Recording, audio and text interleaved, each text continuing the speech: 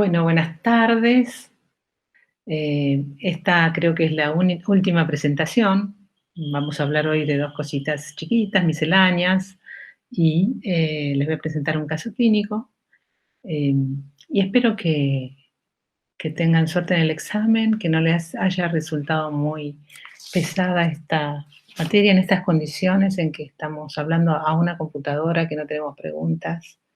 Se hace un poco difícil, y me imagino para nosotros, imagínense para ustedes. Bueno, empezamos entonces hablando de misceláneas y vamos a referirnos al pericardio, que está formado entonces por dos hojas que contienen al corazón. La hoja visceral es más fibrosa y más gruesa, aproximadamente mide 2 milímetros, y la visceral está adosada al epicardio, y es mucho más finita. Entre ambas hay una cavidad virtual que tiene algo de líquido, entre 5 y 10 mililitros. Se extiende en forma variable a los grandes vasos, como verán acá, ¿sí? 1 o 2 centímetros. Y luego, para estar bien estructurado en su lugar, se continúa con la fascia cervical profunda, hacia arriba. Sobre el diafragma se une al ligamento redondo y aparta fibras musculares del diafragma, y anteriormente tenemos los ligamentos externo-pericárdicos superior e inferior, que los mantienen en su lugar. Interiormente tiene dos fondos de saco. Este que es el seno transverso, que ustedes lo recordarán porque desde por acá atrás pasa el esófago. Tiene forma de U invertida, son espacios virtuales también, y están entre las llegadas de las venas pulmonares a la aurícula izquierda. Y el seno transverso, les dije bien el seno transverso, el seno oblicuo, que está entre la aorta y la pulmonar y la vena cava. Por acá discurre. Por un lado aorta y pulmonar, por otro cava.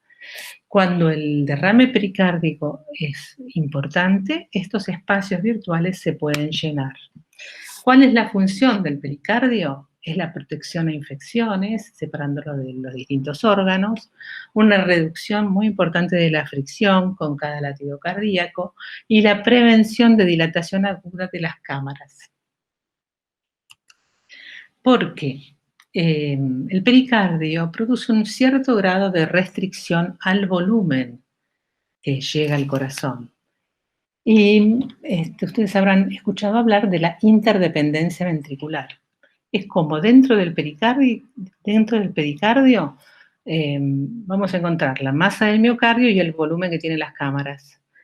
Y siempre va a estar igual, en detrimento de una o de otra cámara. Es decir, todo cambio que pasa en una cámara se ve reflejado en la otra. Estos cambios se pueden ver fisiológicamente a nivel del ciclo respiratorio. En la inspiración, por ejemplo, ustedes saben que hay una disminución de la presión intrapleural y de la presión intrapericárdica, con lo cual va a haber un aflujo de volumen al ventrículo derecho. Este aflujo de volumen va a causar un aumento de la dimensión del ventrículo derecho. A su vez, va a haber una disminución de la dimensión del ventrículo izquierdo, con una disminución del volumen sistólico y una disminución del gasto cardíaco durante la inspiración normal. Y en la expiración va a ocurrir lo contrario. Durante la expiración aumentan las presiones intrapleurales y también las intrapericárdicas, y veremos cómo el ventrículo izquierdo se expande ligeramente y el septum es como que se corre hacia la derecha. Vamos a ver, esto es lo que sucede. Bueno, perdón, ahí está. Esto es lo que sucede en una ventilación. Bueno, no es fácil de ver, pero observen acá cómo la cara lateral del ventrículo llega al límite de la vista, ¿sí? Y ahora no. Es decir, acá seguramente estamos en una expiración. Y en la expiración aumentan las cámaras derechas, disminuyen las izquierdas, y ahora que está expirando, fíjense cómo aumentan las cámaras izquierdas. El fenómeno de interdependencia ventricular. Después veremos por qué nos parece tan importante. Vamos a hablar ahora de derrame pericárdico. Lo que fundamentalmente les quería decir, bueno, que el derrame pericárdico es la presencia de un líquido, un fluido, entre las dos capas del pericardio. El pericardio, fíjense, que no resiste a los cambios abruptos de su contenido en forma aguda. En forma aguda levanta su presión hasta que luego no va a aumentar nada su volumen, ¿sí? Al levantar la presión, entonces va aumentando el volumen y luego queda directamente a más presión igual volumen. En vez, fíjense que en forma crónica puede elevarse despacito y, digamos, puede contener mucho volumen y no llegar a tener la presión intrapericárdica que tendría en este lugar, ¿sí? Y tengamos en cuenta entonces que el volumen es distinto de la severidad. Es decir, si tenemos mucho volumen podemos estar acá, ¿sí? Muchísimo volumen, pero no es severo, porque no nos produce ningún cambio clínico. En esta imagen vamos a ver el derrame pericárdico y esta flechita nos hace ver cómo es el pericardio, que se ve, está más evidenciado por la presencia de derrame, que es una línea refringente porque tiene mucho colágeno, mucha fibrosis, y es distinto del miocardio ventricular. ¿Sí? Es distinto, y eso lo podemos ver si le bajamos la ganancia 2D hasta que no veamos más la ganancia del miocardio, la textura del miocardio. Vamos nada más que a ver la textura del pericardio parietal. Bueno, derrame pericárdico, ¿cuáles son las causas? Ojo, que estas causas hay que tenerlas muy en cuenta porque estos son procedimientos que muchas veces nosotros hacemos. Así que por eso quiero comentarlas con ustedes, teniendo en cuenta que estamos hablando de derrame pericárdico y no de taponamiento, pero cualquier derrame que se dé por estas circunstancias, por la mayoría, puede ir a un taponamiento inmediatamente. Entonces, por ejemplo, la inserción de un marcapaso endocavitario. Ustedes deben hacer y saben que, sobre todo, los transitorios, realmente en su colocación, pueden lastimar o hacerle un orificio al ventrículo derecho, sobre todo en pacientes dañosos, en donde saben que el espesor del ventrículo derecho es de 5 milímetros. En algunos lugares entre trabéculas es aún más finito, así que con mucha frecuencia se puede realizar un orificio y de esa forma escurrir sangre a la cavidad pericárdica. Y con la colocación de un catéter venoso central, igual que lo que les dije para el marcapaso. Las intervenciones coronarias percutáneas, muchas veces, o se puede romper una coronaria y puede desarrollar un derrame pericárdico.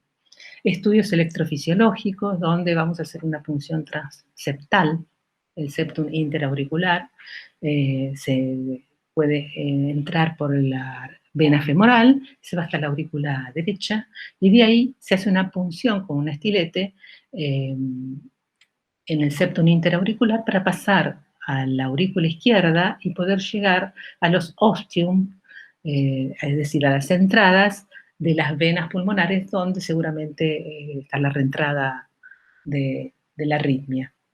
En ese estilete, si no se controla la presión al utilizarlo, puede también lacerar parte de la orejuela o pared de la aurícula izquierda. Un hematoma comprensivo tras cirugía cardíaca, muchas veces hemos entrado a los pacientes, a pesar de que el pericardio está abierto y nosotros lo convertimos en una persona unicelomática, porque le unimos las pleuras al abrirle el pericardio, puede acumular sangre, eso se puede transformar en un coágulo y eso comprimir, ya veremos algunos videos de eso. Una disección de aorta tipo A, sabemos que la alteración hemodinámica más frecuente y causa de muerte es por derrame pericárdico y taponamiento cardíaco. Un traumatismo torácico, una complicación de IAM, donde se complique con la ruptura cardíaca y perforación, es decir, siempre que veamos un paciente que viene que hace un infarto y que hace un derrame pericárdico, si donde hay coágulos, bueno, tenemos que pensar que puede haber una rotura cardíaca. Perforación del miocardio o coronaria por un procedimiento invasivo o no invasivo, por ejemplo, la colocación de una Coreval. Y bueno, y las pericarditis urémicas o infecciosas y las neoplasias, ¿sí? Bueno, entonces, ¿cómo lo podemos cuantificar? Fíjense que acá tenemos un eje paraesternal en donde vamos a ver las distintas estructuras. Este es el ventrículo izquierdo, la aorta, ventrículo derecho, y acá hay un derrame pericárdico. Entonces le ponemos un modo M y podemos ver las mismas estructuras, ventrículo derecho, septum interventricular, ventrículo izquierdo y el pericardio. Podemos medir la cantidad de derrame que hay. Por ejemplo, acá es de 3,63, ¿sí? De esa forma tenemos una medida de lo que es el derrame pericárdico. Ahora les cuento más, que les quiero mostrar en esta foto, donde donde se puede evidenciar bien el pericardio parietal, ¿sí? Porque los está separando porque tenemos también un derrame pleural que lo evidencia mejor, ¿no? Es un derrame pericárdico importante, acá también tenemos un derrame pleural, y para que sepan que en esta vista la aorta, ¿sí?, se va a encontrar cerca del derrame pericárdico y por detrás de este va a estar el derrame pleural. Porque si no tenemos derrame pericárdico, no sabemos cómo reconocer el pleural. Está siempre por detrás de la aorta, ¿sí? Entonces, con el modo M podemos medir y cuantificar leve hasta menos de 1 centímetro. Ahí vamos a tener aproximadamente 100 mililitros. Eso tiene una buena correlación. Moderado de 1 a 2 centímetros. Esto aproximadamente es 300 a 500 mililitros. Y severo, más de 500 mililitros. Este derrame puede ser libre o tabicado. Libre es cuando circunferencial, ¿verdad? Tabicado cuando tiene algunas sinequias. Por ejemplo, esto puede suceder después de una cirugía cardíaca o de un traumatismo cardíaco. Y circunferencial es cuando en eje corto podemos verlo todo alrededor y puede o no tener compromiso hemodinámico. Es decir, nuevamente lo repito, que la cantidad de volumen que tenga no tiene que ver con el compromiso hemodinámico, sino con la instauración aguda o crónica del cuadro. Entonces vemos acá una vista medio esofágica de 4 cámaras, aurícula izquierda desde donde miramos, aurícula derecha, septum interauricular, ventrículo izquierdo con su septum, cavidades derechas, ventrículo derecho, vemos un ligero derrame pericárdico. Y acá lo vemos circunferencial. Normalmente siempre se va a acumular en las zonas declives, es decir, va a estar cerca siempre de la sonda del eco transesofágico, ¿sí? Ahí vamos a tener más volumen por el decúbito. Y es muy raro que se pueda ver en la parte anterior, es decir, solo, ¿no? Sin que tenga también derrame en la zona posterior. Es muy raro solo que esté acá. Seguramente sería otra estructura. A ver, y ahora vemos cómo podemos cuantificar con el modo M, en este caso, fíjense que son 4 cámaras, y vamos a pasar por el septum interauricular, la válvula tricúspide, la pared del ventrículo derecho, y acá medimos 32 milímetros. Entonces podemos cuantificarlo a través del modo M. Bueno, y acá vemos como en las zonas más bajas va a tener mayor volumen. Y acá ya se está formando coágulos y fibrina, ¿sí? Es un derrame con coágulos y fibrina. Muy bien, también lo podemos ver, como habíamos dicho, en este espacio que es el seno transverso, que está entre la aorta, esta es la arteria pulmonar derecha, y la aurícula izquierda, ¿sí? Acá vemos este espacio que generalmente es virtual, y si hay un derrame importante, se puede llenar con líquido. Y lo vemos que es importante porque acá también tenemos derrame a este nivel. Esta es para explicar un poquito mejor esa foto, ¿sí? ¿Se acuerdan que ese espacio quedaba entre la arteria aorta y la pulmonar y la vena cava superior? Bueno, vamos a pasar al otro tema que es taponamiento cardíaco. Bueno, que no es más que el aumento de fluidos entre las dos capas del pericardio. Este aumento en el fluido va a producir un aumento de la presión intrapericárdica, lo que va a producir un aumento de la presión a nivel de las cavidades. Muy bien. Es decir, cuando excede la distensibilidad pericárdica, este aumento del fluido va a aumentar la presión transmural. Con eso van a estar aumentadas las presiones de llenado y va a disminuir el llenado diastólico, es decir, va a haber menos volumen en el corazón, hasta llegar a igualarse la presión intrapericárdica con la presión de fin de diástole del ventrículo derecho con la presión de fin de diástole del ventrículo izquierdo. Imagínense que si la presión intrapericárdica es mayor que la presión, por ejemplo, que es muy fácil de llegar, de la aurícula derecha o del ventrículo derecho, esto va a producir un colapso de estas cavidades, que se puede evidenciar acá. Fíjense cómo colapsa con el derrame, ¿eh? Es un transtorácico bistapical de 5 cámaras, en el derrame pericárdico que existe, llega a tener una presión que supera, ¿sí?, la presión auricular, por eso hay colapso total, ¿sí? En un momento hay colapso total del ciclo cardíaco.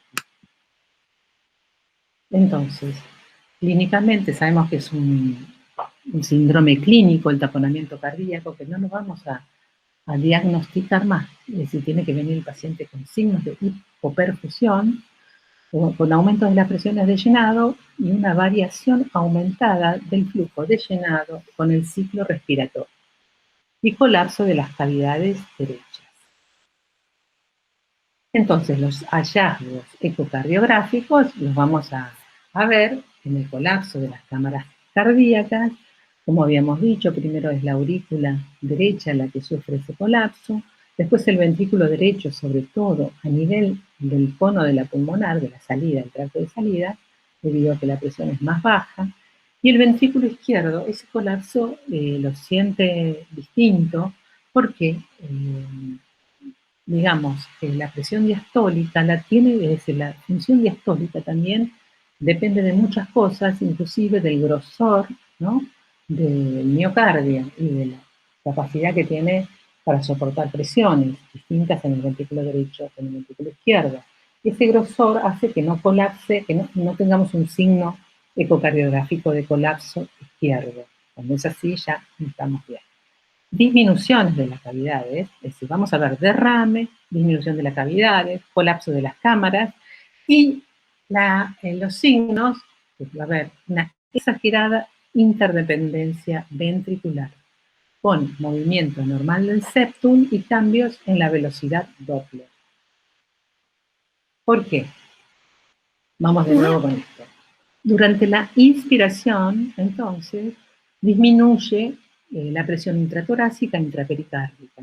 Va a haber durante la inspiración un aflujo de volumen en el ventrículo derecho, ¿sí?, que va a producir, dado que la cantidad de volumen tiene que ser la misma, este aflujo importante, dado que las presiones de lleno también venosas están muy elevadas, tan importante que va a tironear el septum interventricular hacia la izquierda, disminuyendo aún más las cavidades izquierdas y bajando así el gasto cardíaco, el volumen sistólico.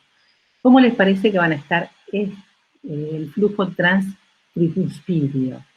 ¿Sí? Si tienen más volumen, va a estar aumentado exageradamente en la inspiración, porque llega mucha más sangre que lo normal. Y el flujo transmitral va a estar disminuido en la inspiración, ¿verdad? Porque además de las condiciones a nivel de las venas pulmonares que no dejan llegar la sangre al ventrículo izquierdo, tenemos el septum interventricular que lo comprime. Pasa exactamente lo contrario durante la expiración, ¿sí? Donde se llena el ventrículo izquierdo y recupera, digamos, el gasto cardíaco. Ahora, este movimiento anormal del septum está dado por este fenómeno, ¿no? Como inicialmente la presión se va a comprimir contra el ventrículo izquierdo y luego contra el ventrículo derecho.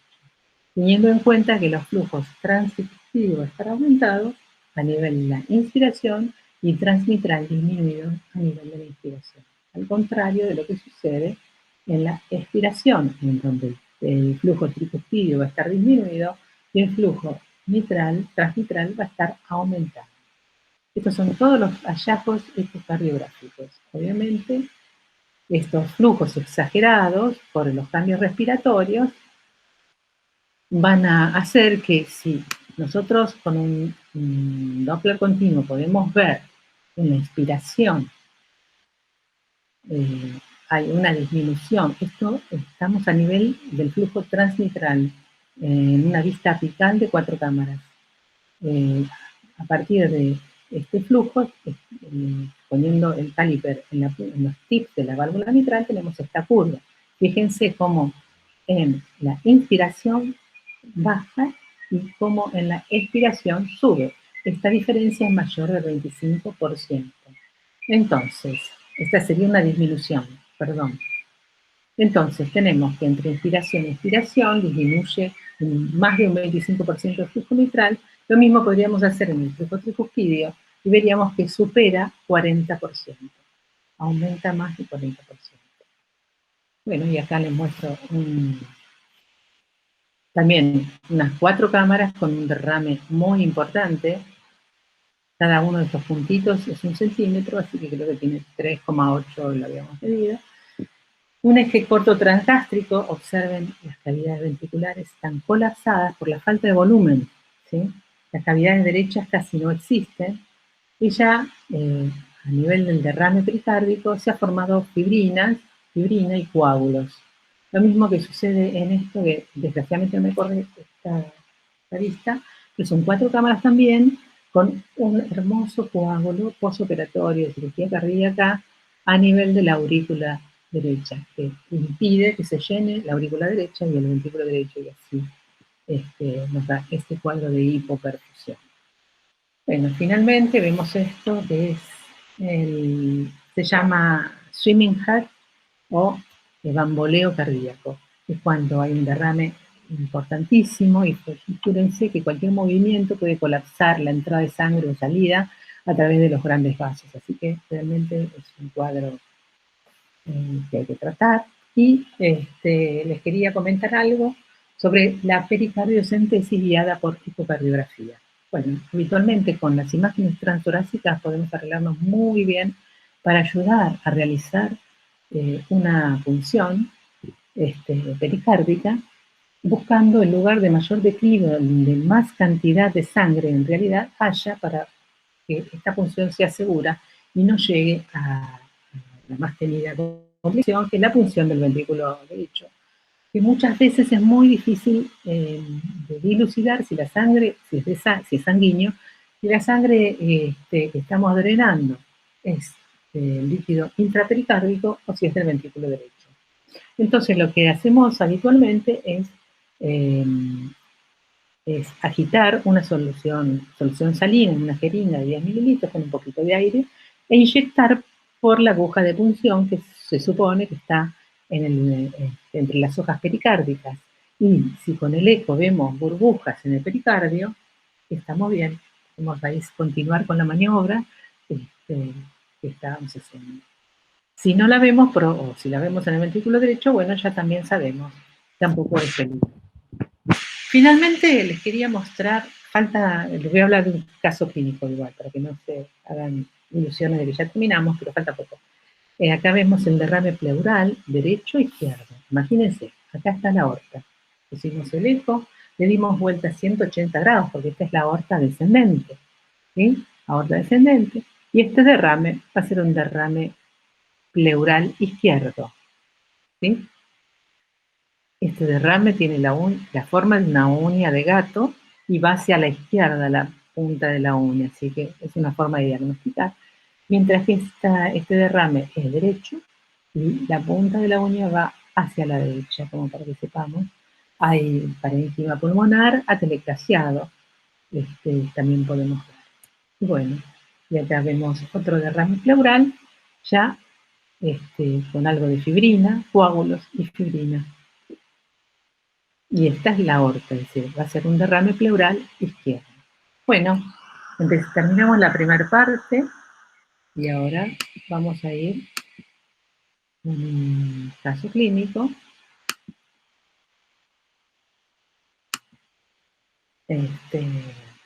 Bueno, que es algo que me pasó, así que se lo quiero compartir. Fue hace algunos años y la paciente era una señora de hace bastantes años, de 68 años, 76 kilos, lleva 59, con hipertensión, dislipemia y antecedentes hereditarios familiares para enfermedad coronaria, con un ángulo coronario estable de hace varios años en clase funcional 2 y que hacía algunos días había hecho disnea paroxística nocturna y ángulo clase funcional 4. Entonces, se la internan para realizarle la cirugía de emergencia. Otros antecedentes, fibromialgia, parálisis facial transitoria, trastornos de la ansiedad con rasgos fóbicos, para lo cual había estado tratado por psiquiatras, porque hacía disartrias, realmente parecían signos neurológicos los que tenía la señora últimamente. Eso lo percató yo en la entrevista preanestésica. Y bueno, estaba con losartán, atorvastatina, citalopram, clonazepam, aspirina y clopidogrel. Y clopidogrel se suspende una semana antes y se ve que tiene en el cateterismo lesión del 90% en las 3 arterias principales y algo en el tronco. En la unidad coronaria le ponen betabloqueantes y heparina endovenosa, ¿sí? Cuando tuvimos la operamos, cuando ya habían pasado 5 días del clopidogrel, asintomática, bien perfundida, no disnea, estaba bien, muy bien. Este es el electro, que no tiene particularidades, la ecografía Doppler, que habla de un ventrículo bien pequeño, de 44-23, con 13 y 10 de septo, un poquito hipertrófico, con algo de insuficiencia mitral leve, degenerativa, insuficiencia tricuspidia mínima y disfunción diastólica moderada.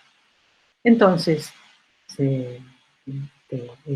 las conclusiones son que tiene una cardiopatía hipertensiva con función sistólica normal, función diastólica moderada, que se movían bien todos los segmentos y no tenía las presiones de llenado elevadas. Bueno, Doppler de vaso de cuello dice que hay un engrosamiento minimal con bordes irregulares en algunos lugares, pero inmóviles. Y no era muy importante. Y el cateterismo nos muestra una lesión en la coronaria derecha del 90%, en la circunfleja del 90% y en la incidencia anterior, después de la primera diagonal, del 90%. Empezamos con la cirugía y, bueno, se disecan y preparan las dos mamarias, se hace la anastomosis mamario-mamario y finalmente le hacen 3 puentes, una mamaria in situ a la descendente anterior y 2 desde la descendente anterior con la mamaria libre derecha a circunfleja y derecha. Bueno, muy bien, tolera el procedimiento perfecto, protamina, pero ¿qué pasó? Bueno, ven ustedes que no, ninguna de estas indicaciones para ecografía perioperatoria transesofágica existe en esta paciente, ¿no? Pero lo que pasó es que fue lo siguiente, que vamos a presentarlo como una nueva indicación de categoría 1. Llegó la sonda de eco nuevo a quirófano. Bueno, en este momento, después estábamos pasando la prota, llega la sonda nueva a quirófano, la tengo que probar. Entonces veo una vista de 4 cámaras, ¿sí? Aurícula izquierda, ventrículo izquierdo, septum interauricular, algo hipertrófico, el ventrículo derecho todo bien. Ahí en la válvula mitral noto alguna cosita, pero ¿no? que que va hacia la aurícula izquierda, ¿no? Que ustedes pueden observar. Luego, hago un eje largo, algo así, un eje largo, para mirar nuevamente, que veo que donde se unen la valva anterior y posterior tiene alguna irregularidad. Un eje, un transgástrico, eje corto basal,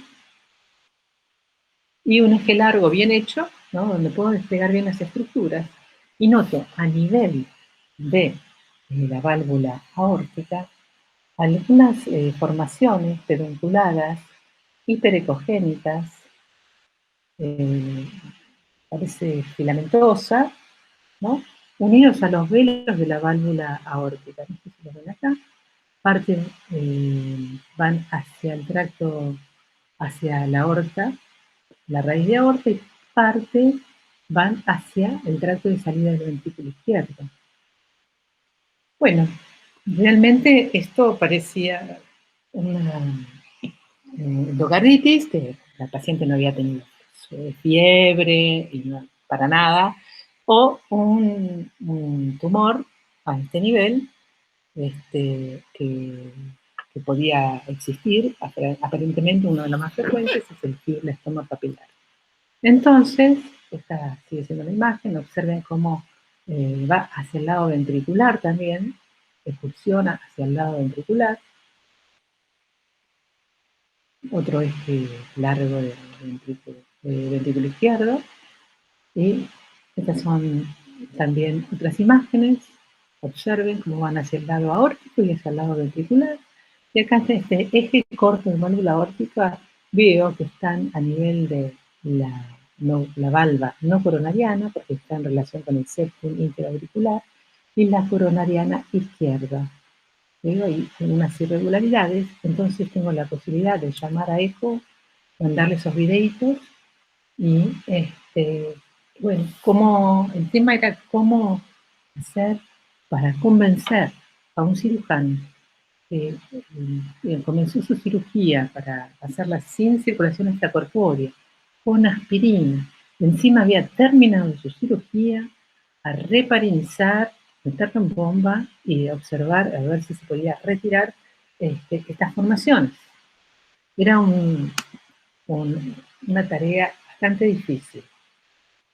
Y acá se ven bien como tres formaciones pedunculadas hacia el lado aórtico y el tracto de salida.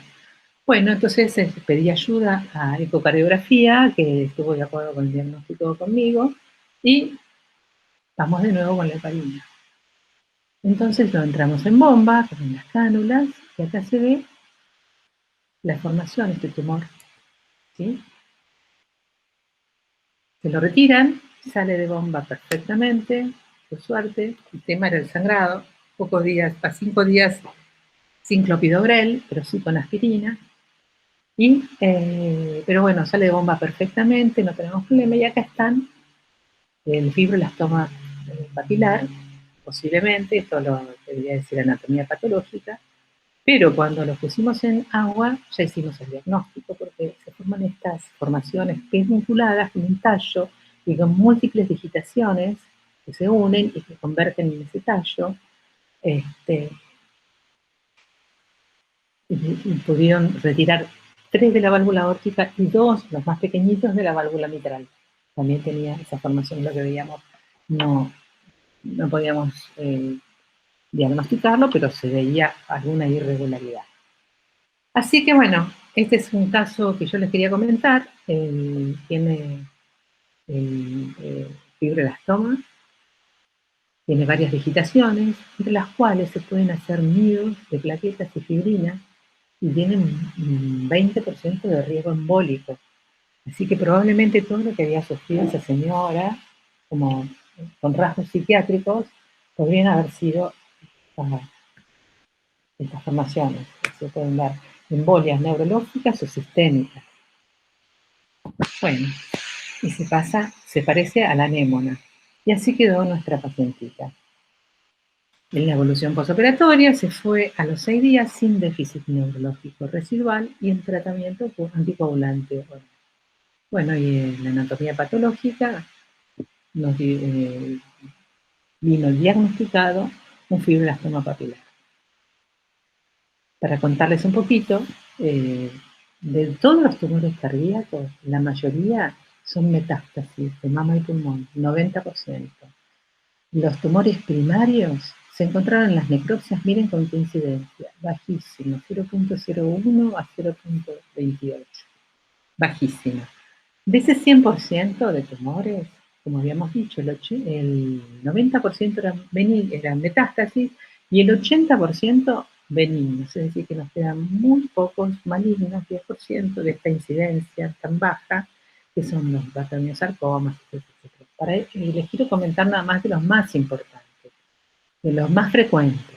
Uno de los más frecuentes que ustedes ya vieron, 4 cámaras con un mixoma, que es la mitad de los tumores primarios benignos del corazón.